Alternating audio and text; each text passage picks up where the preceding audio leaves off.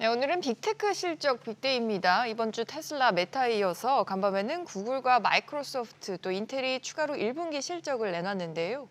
인공지능 사업과 관련해서 워낙 주가가 많이 오른 기업들이라서 실적의 내용에 특히 관심이 쏠리고 있습니다. 김대우 경제학 박사와 하나하나 살펴보겠습니다. 박사님 안녕하세요. 네, 반갑습니다. 마이크로소프트, 구글, 인텔 저희가 앞에서도 실적 얘기를 계속 하긴 했는데 짧게 좀 총평을 해주신다면요? 예, 나타난 결과만 보면 인텔은 뉴욕 증시의 그동안의 예상치 컨센서스보다도 실적이 부진했고요. 그다음에 마이크로소프트하고 또 구글 알파벳은 시장 예상보다 살짝 좋아졌습니다. 네. 그런데 주가가요. 마이크로소프트나 구글 같은데 특히 마이크로소프트 같은 데는 주가가 AI와 관련해서 엄청나게 올랐지 않습니까? 그런데 실적표를 한번 보시면요. 마이크로소프트 같은 경우에 실적이 한 17%, 10%대 중반 정도 늘어났거든요. 그리고 구글 같은 경우에도 실적이 10%대 중반. 이 정도 실적은 주가 상승분에는 상당히 못 미친다. 이렇게 볼 수가 있어요. 주가가 워낙 많이 올라서요. 예, 지금 퍼센트가 빠져 있는데 시장의 컨센서스보다는 조금 높지만 주가 상승폭보다는 그 성장률이 미미했다. USB라는 스위스 은행이 이런 예측을 했었는데 그런 관점에서 보면 AI 돌풍치고는 생각보다 상당히 부진한 실적이다. 전 이렇게 봅니다. 자, 실제로 마이크로소프트 같은 경우에요. 지금 주가가 시장 애프터 아워에 올랐다고 하지만 3%대 올랐거든요. 장중에 2%대 중반 떨어진 거 생각하면 가격 변동이 거의 없었어요. 그다음에 구글은 주가가 오히려 굉장히 올랐습니다. 왜 이렇게 올랐느냐? 실적이 좋아서 올랐다? 이것은 전혀 잘못된 분석이라는 생각이고요. 알파벳 구글이 사상 처음으로 배당을 했어요. 아, 그것 때문에 지금 시외에서 12% 가까이 오르고 있군요. 예, 근데 미국의 배당은 우리나라는 하고 다릅니다. 우리나라는 이미 그 배당 기준일을 확정해 놓은 다음에 배당을 결정하기 때문에 배당을 결정해도 과거에 주식을 보유하고 있던 날짜를 기준으로 해서 주는데 그렇죠. 알파벳은 이번에 6월 10일 날 주식을 보유하고 있는 사람에게 배당 준다 이랬거든요. 이렇게 지금부터 주식 사서 들어가서 6월 10일 날 보유하고 있으면 주당 0.20을 받습니다. 그리고 그만큼 주가가 올라갈 수밖에 없죠.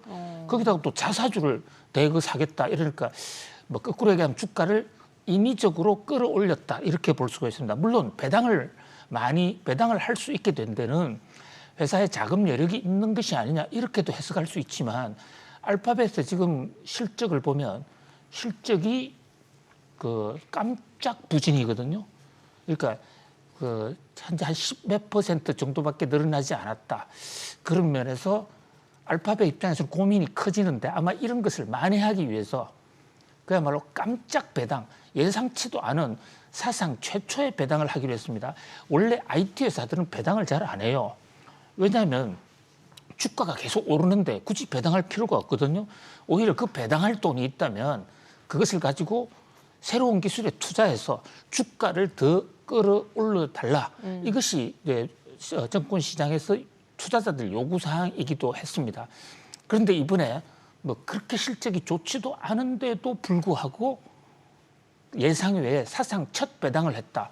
이 배당을 하니까 6월 10일 보유분부터는 일단 배당금을 받으니까 주가는 올라갔지만 그러나 회사의 내부는 그렇게 썩 기분이 좋은 상태는 아니다. 이렇게 볼 수가 있습니다.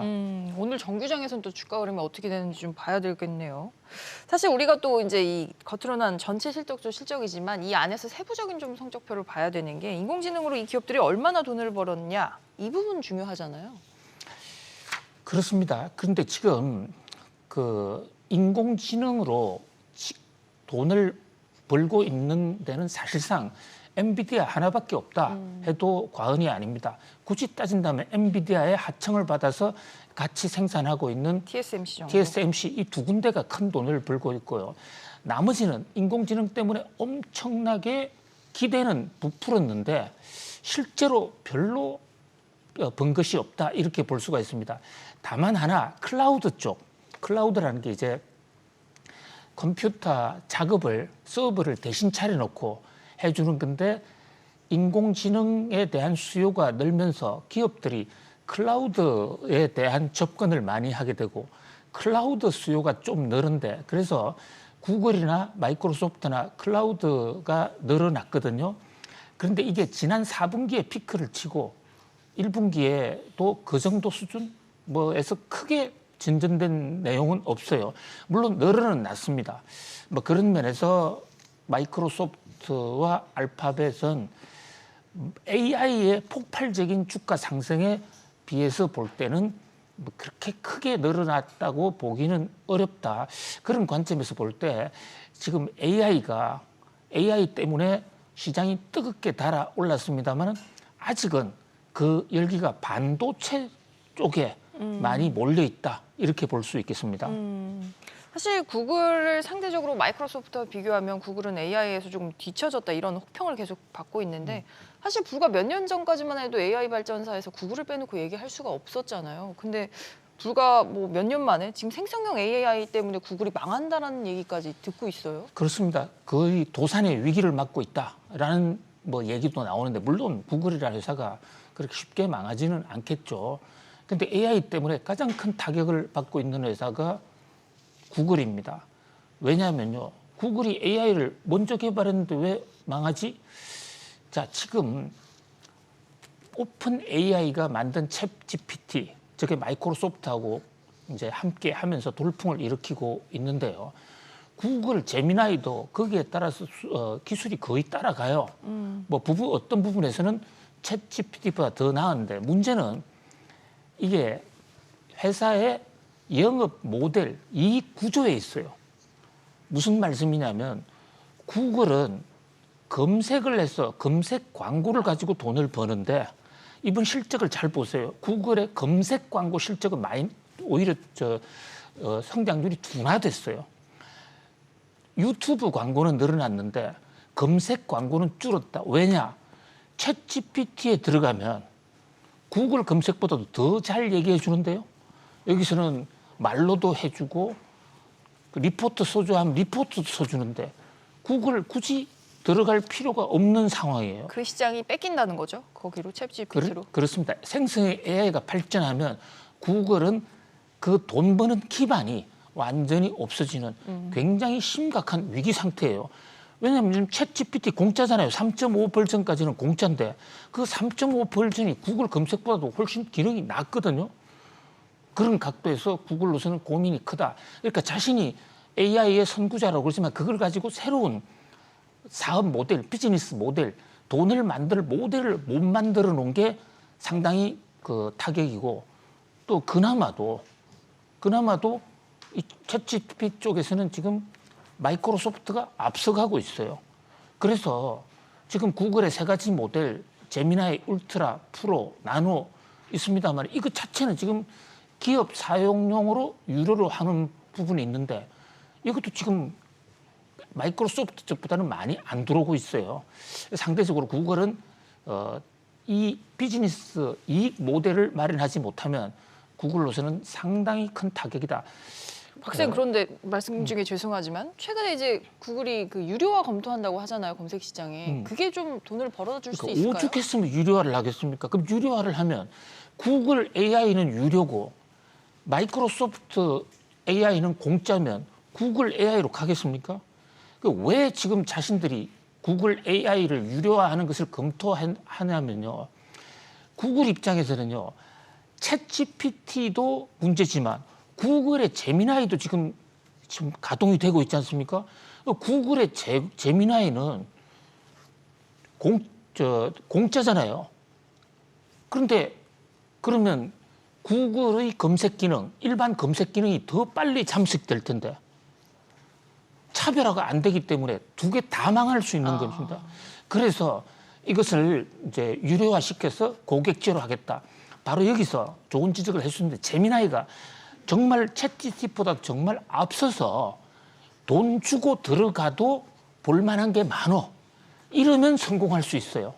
근데 지금 구글 제미나이 나오자마자 환각 정세를 많이 일으키지 않았습니까? 굉장히 체면 많이 구겼죠. 막 이상한 답을 내놓고.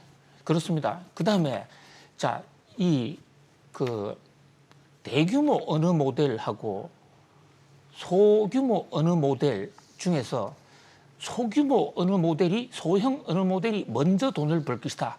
이런 말씀을 드렸는데요.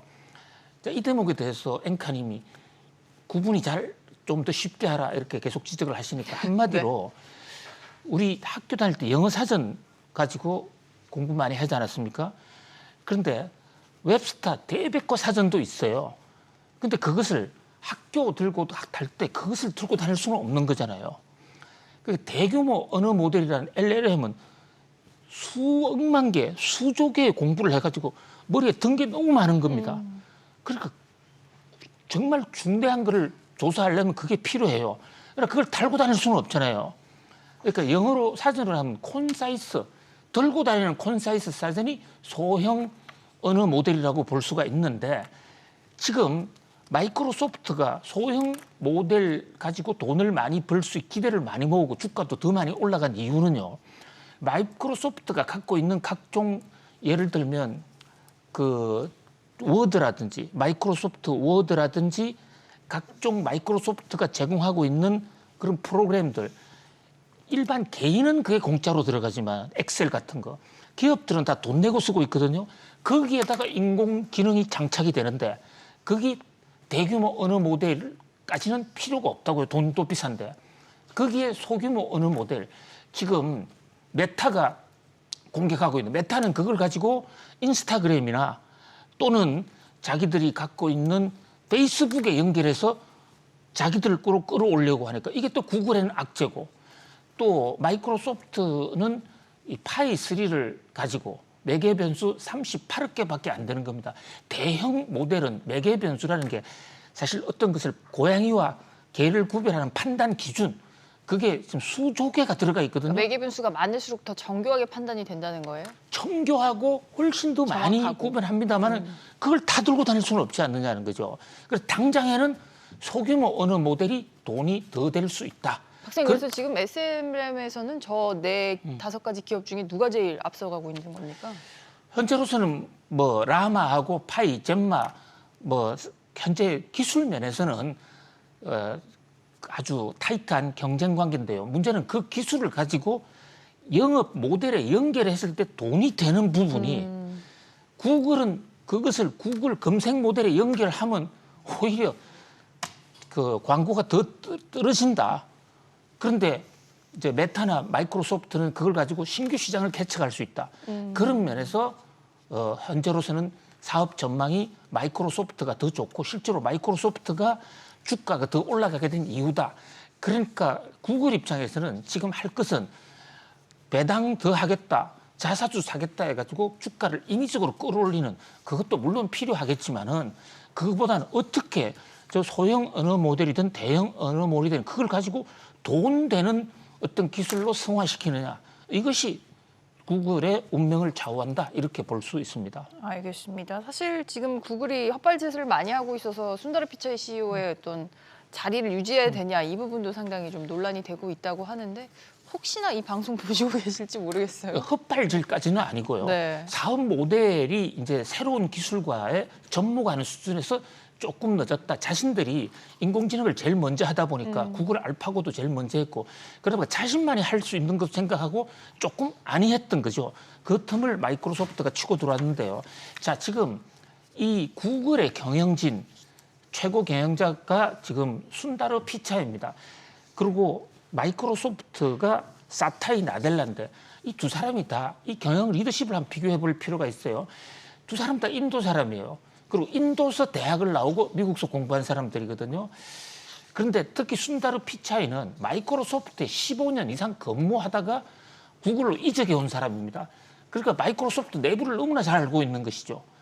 그런데도 이제 이 AI 부분에서 영원히 앞설 것이라고 생각했는데 반해서 이 사티아 나델라는 늦었지만 오히려 자신들이 기술이 늦었으니까 오픈 AI에 돈을 투자해가지고 연합군을 만들어서 오히려 지금 앞서갔다.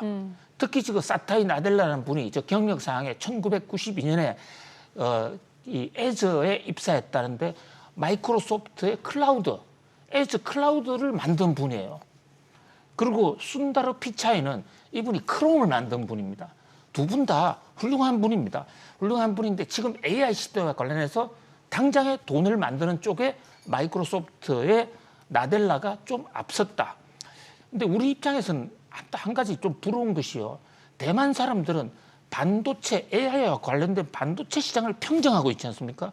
SMCI라든지 TSMC, 그 밖에 또 엔비디아 다 대만계 미국인이고요. 그 다음에 이 AI를 활용하는 쪽에 있는 데이터를 활용하는 사람들은 사티아 나델라나 순다라 세피차는 다 인도 사람이에요. 코리안 아메리칸들은 어디가 있느냐? 좀 안타깝습니다. 알겠습니다. 또 예상치 못한 지점까지 짚어주시네요. 한국인 얘기 이제 넘어가서 해야 되는데요. 일본에서 많이 쓰는 메신저 라인이라고 혹시 아시죠? 우리나라로 치면 이제 카카오톡과 같은 대중 메신저인데요. 라인 회사의 지분을 한국의 네이버와 일본의 소프트뱅크가 절반씩 나눠 갖고 있는데 일본 정부가 네이버의 이 라인의 지분을 팔라고 압박하고 있습니다. 어떤 내막인지 이어서 살펴보겠습니다. 박쌤, 이거 보니까 사실 미국 정부가 이제 중국 바이트댄스에 틱톡 지분 팔아라 이 장면과 좀 기시감이 드는데 일본 정부가 네이버에 이렇게 요구하는 이유가 있습니까? 네, 카톡을 예를 들어줘서 굉장히 감사한데요. 카톡이 아니라 틱톡. 틱톡 지금 미국 정부가 중국을 향해서 정확하게는 바이트댄스라는 중국계 회사를 통해서. 회사를 통해서 너 팔고 다른 미국한테 넘겨. 이 얘기하고 있지 않습니까? 그거하고 똑같은 상황이 지금 일본에서 벌어지고 있다. 아주 적확한 지적이라고 비교라고 볼 수 있겠는데요. 자, 라인 일본에서 뭐 압도적인 일본 1등의 메신저입니다. 한국에 카톡이 있다면 일본에는 라인인데 그 라인을 누가 만들었냐? 네이버의 이혜진 대표가 만들었습니다. 2011년에 출범했는데 원래 저게 한국에 네이버 톡이라고 있었어요. 2011년도에. 근데 카톡하고 경쟁해서 네이버 톡이 졌습니다. 참패를 했죠. 예, 참패를 했습니다. 그래서 눈물을 머금고 일본으로 가서 장사를 했는데 거기서는 성공한 거예요. 왜냐하면 일본은 사실 IT가 굉장히 늦은 나라잖아요. 일본 입장에서는 이혜진 대표한테 사실 표창장을 줘야 됩니다. 대체할 메신저가 당시 없었군요. 예, 그런데 지금 일본에서 뭐 2조 원 이상, 그다음에 월간 활성자 숫자가 1억 7,900만 명이니까 카톡보다 훨씬 더 커졌죠. 그런데 여기서 당신들 지금 현재 라인이라는 회사를 네이버과 50% 지분을 갖고 있거든요. 소프트뱅크와 이제 네이버가 소프트뱅크하고 합작인데 그 합작한 게 전 잘못됐다고 봐요. 원래는 독점적으로 세운 회사인데 소프트뱅크의 제안을 받고 지금은 소프트뱅크와 네이버가 A홀딩스라는 회사를 만들고 있고 A홀딩스가 라인 야후를 지배하는데 자 소프트뱅크는 야후를 갖고 있습니다. 야후는 일본의 검색 기능이에요. 한국의 네이버 같은 곳이죠. 그리고 이제 네이버는 한국의 카톡 같은 일본의 라인을 갖고 있는데 이 두 회사가 경쟁하는 우리 하나 합치자. 그래서 소프트뱅크와 네이버가 50대 지분으로 A홀딩스를 갖고 있었는데 최근에 해킹 사건이 터졌어요. 해킹 사건이 터졌으면 해킹을 막아야지. 갑자기 네이버는 빠져. 그렇게 한국계 회사 믿지를 못하겠으니까. 해킹의 책임 소재를 그러니까 네이버에 물고 있는 형국인 거예요? 그렇습니다. 표면적으로는. 그런데 해킹이 어디서 발생했냐면 한국에 있는 네이버의 클라우드를 통해서 들어왔어요. 아, 해커들이. 예. 그런데 그것을 대책을 세우는 건 필요하지만 한국을 통해서 들어왔다고 해서 한국계 자본 떠나? 이건 말이 안 되는 얘기잖아요. 뭔가 핑계같이 들리는데요? 그러니까 완전히 뜨라는 얘기는 아니고 현재 50대 50이면 한국 사람들 믿지를 못하니까 일본인인 소프트뱅크의 손정희 회장, 그분 제일동포라고 그러지만 일본 국적 취득하신 분이거든요. 이렇게 일본 회사로 맡겨. 사실 이건 한국을 못 믿는 얘기죠. 지금 교토통신 보도에 따르면 라인 야후 소프트뱅크가 네이버 주식 조금 사는 것만으로는 안 된다. 왕창 사라. 이게 거꾸로 하면 네이버가 50대 50 지분 구조 지금 타파하고 네이버에게 경영권을 네이버의 경영권을 소프트뱅크에 넘겨라 이런 얘기입니다. 그러니까 플랫폼 주도권에 관한 얘기네요, 결국은. 이게 이제 해킹으로 이제 포장을 하긴 했지만 일본 정부가 지분을 넘기라는 게 해킹 때문이야라고 하긴 했지만 사실은 일본 내 플랫폼 주도권을 일본이 가져가야 된다 이거 회사의 아닙니까? 경영권 지배권을 소프트뱅크로 넘기라는 거죠. 라인, 야후 한국 사람한테 맡길 수가 없다. 그러니까 일본인인 손정희 회장한테 맡기라는 거죠.